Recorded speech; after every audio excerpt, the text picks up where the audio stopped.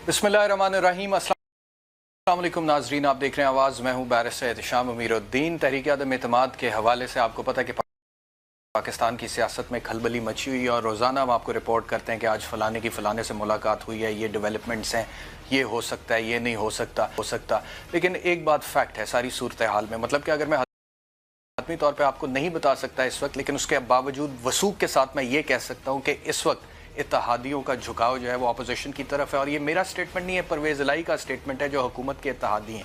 यानी कि पंजाब की स्पीकरशिप के बावजूद और वफाक में और सूबे में वजारतों के बावजूद वो इत्तेहादी होते हुए गवर्नमेंट के ये कह रहे हैं कि इसमें कोई शक ही नहीं है कि इत्तेहादियों का झुकाव जो है वो अपोजिशन की तरफ है।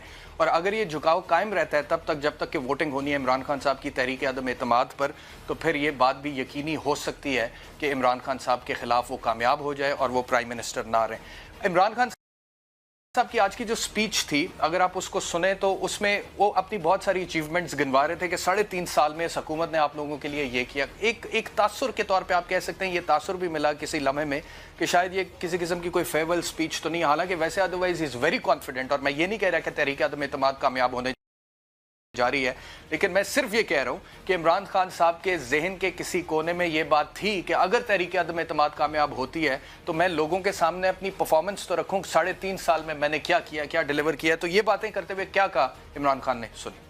पहले तो मैं आपको ये कि आपको हमने वोटिंग राइट दिलवाया, क्योंकि मेरा हमेशा मैं समझता था कि ओवरसीज़ पाकिस्तानी हमारा असासा है, उनकी वोट भी होना चाहिए। मैं तो ये कहूँगा उनको इलेक्शन भी लड़ना चाहिए। मैं चैलेंज करता हूं कि पाकिस्तान की तारीख में किसी गवर्नमेंट ने 3.5 साल में इतना ज्यादा काम नहीं किया। पाकिस्तान की रिकॉर्ड एक्सपोर्ट्स हुई हैं, रेमिटेंसेस आपकी वजह से रिकॉर्ड हुई हैं, सबसे ज्यादा टैक्स कलेक्शन हुई है जो कभी सोच भी नहीं सकता था कि 6,000 अरब तक टैक्स इकट्ठा कर लेंगे। दुनिया ने एक्नॉलेज किया कि जिस मुल्क में सबसे ज्यादा अहलियत थी, सबसे ज्यादा कॉम्पिटेंस थी इस मुश्किल वक्त से डील करने की, वो टॉप पे पाकिस्तान था। 5.6% ग्रोथ रेट हुई जो कोई तस्वर भी नहीं कर सकता था। एशियन डेवलपमेंट बैंक का भी वाइस प्रेसिडेंट, उसने कहा हमें हैरत है कि पाकिस्तान जिस तरह ऊपर गया। बिल गेट्स ने आके पाकिस्तान के मॉडल की तारीफ की। इकोनॉमिस्ट ने पाकिस्तान को रखा कि इन्होंने जिस तरह निकले हैं इस मुश्किल वक्त से। 4 रिकॉर्ड फसलें हुई हैं पाकिस्तान की तारीख। 1100 अरब रुपया गया देहात के अंदर, 65% पाकिस्तान देहात में है। Record motorcycle sales, record tractor sales, record गाड़ियों की सेल्स, क्योंकि लोगों के पास पैसा है।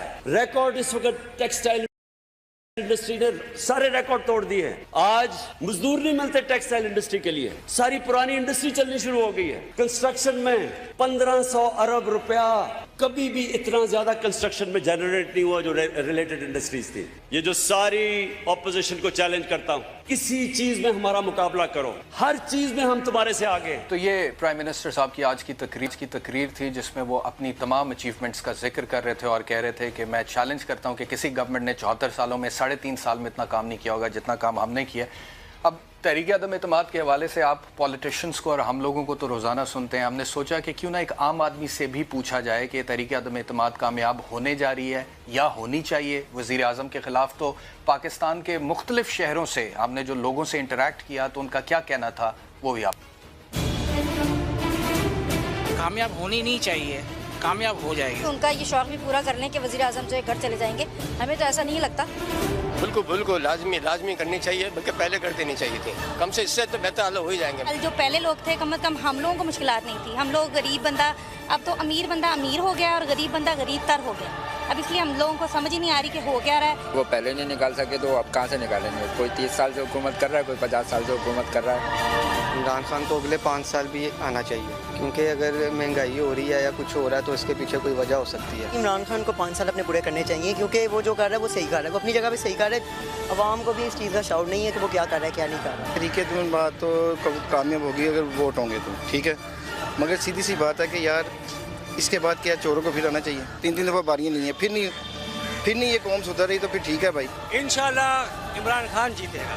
ये सब मुनाफिक लोग हैं, ये सब हारेंगे। बिल्कुल नहीं जाना चाहिए वज़ीर आज़म को, और तहरीक अदम कोई कामयाब नहीं होनी, सिर्फ ड्रामेबाजी है। इस हुकूमत को 5 साल पूरे करने चाहिए ताकि हमारा मुल्क इंतशार से महफूज रहे और पीसफुली तब्दील हो जाए। वज़ीर आज़म को बिल्कुल नहीं जाना चाहिए।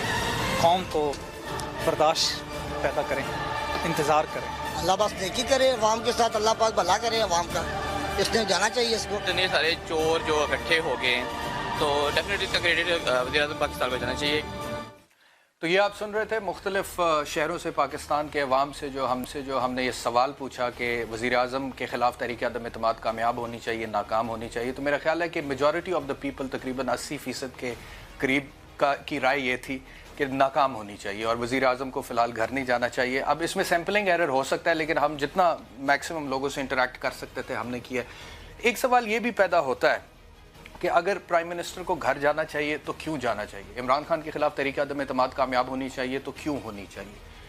بہت سی باتیں ہوتی ہیں. مثال کے طور پہ پاکستان تحریک انصاف کی جو پچھلے 3.5 سال کی پرفارمنس ہے اس پہ بذات خود میں نے ایک اینکر کی حیثیت سے بہت تنقید کی اور جہاں پہ مس گورننس تھی، جہاں پہ کرپشن تھی، جہاں پہ کوئی نالائکی تھی اس کو ہم نے آئیڈینٹیفائی کیا. لیکن سوال یہ ہے کہ جو یہ تمام باتیں 3.5 سال میں ہوئی ہیں کیا اس سے پہلے نہیں تھیں یا ایسے ہی تھیں یا اس سے زیادہ تھیں اس سے پہلے پچھلے ادوار حکومت میں؟ مثال کے طور پہ اکثر یہ بات سامنے آتی رہی ہے کہ پاکستان میں جب سے عمران خان صاحب کی حکومت آئی ہے آٹا مافیا بڑا سرگرم ہے اور پھر گندم جو ہے ہم نے پہلے ایکسپورٹ کی پھر امپورٹ کی. تو بہت سارے لوگوں کو یہ لگا کہ یہ جو گندم مافیا یا آٹا مافیا پاکستان میں سرگرم ہوا ہے یہ عمران خان کے دور حکومت میں ہوا ہے. لیکن اگر آپ سٹیٹسٹکس چیک کریں، اور میں خود حیران ہوا یہ دیکھ کے کہ یہ صرف ایک آدھ دور کی بات نہیں ہے، یہ پچھلے 10 سال کی یا 15 سال کی یا 20 سال کی بات نہیں ہے. 1960 سے کوئی ایک ایسا سال نہیں ہے جب پاکستان نے باہر سے گندم امپورٹ نہ کی ہو. تب کیا پاکستان نیچرل اکانومی نہیں تھا؟ کیا تب ہم زرعی ملک نہیں تھے؟ ہم زرعی ملک تھے. لیکن اس کے باوجود 1960 سے اب تک there is not even a single year جب پاکستان، یہ میں آپ کو لسٹ دکھا رہا ہوں اسکرین پہ، there is not even a single year, there has not even been a single year جس میں آٹا مافیا سرگرم نہ ہو، ہم نے گندم جو ہے وہ امپورٹ نہ کی ہو. تو یہ مافیا تو بڑے عرصے سے سرگرم تھا، یہ بات درست ہے. دوسرا بات چینی کے حوالے سے اگر ہم بات کریں تو 1950 کا ہے شوگر ملز کنٹرول ایکٹ اور تب سے منوپلی قائم ہے پاکستان میں چند بڑے لوگوں کی جنہوں نے شوگر ملیں بنائی ہیں، اس کے بعد وہ عوام کو ایکسپلائٹ کرتے ہیں اور ان کا کارٹل بنا ہوا ہے، منوپلی ہے. دس از ناٹ اونلی اباؤٹ 2018 اور 2021. 1950 سے یہ منوپلی ہے اور عوام کا استحصال ہوتا ہے. IMF یہ پہلی دفعہ پاکستان نہیں گیا. ایوب خان کے دور سے لے کے جتنی بھی حکومتیں آئی ہیں، چاہے وہ ذوالفقار علی بھٹو صاحب تھے، جنرل ضیاء الحق تھے، محترمہ بے نظیر بھٹو تھی، نواز شریف صاحب تھے، مشرف صاحب تھے، پھر پیپلز پارٹی کا دور ہے. Every single government has gone to the IMF. This is not the first time that Pakistan has gone to the IMF. اس کے علاوہ جتنے بھی پرابلمس تھے، مثال کے طور پہ مہنگائی ہے، غربت ہے، انصاف کے لیے لوگ دھکے کھاتے ہیں، نظام فرسود ہے، اس کو بدلنا چاہتے ہیں، تو یہ ساری تو دہائیاں پہلے بھی تھی نا. تو یہ جو پرفارمنس ہے 3.5 سال میں، کیا یہ کنکلوسیو ہے؟ کیا یہ اس سے بری ہے؟ اس کا فیصلہ عوام نے کرنا ہے اور عوام اس کا فیصلہ کریں گے.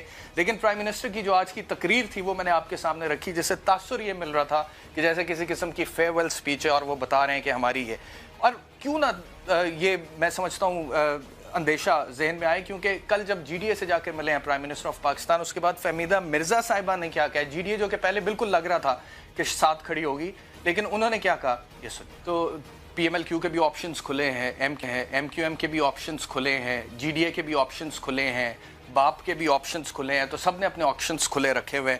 وسیم اختر صاحب نے پاکستان پیپلز پارٹی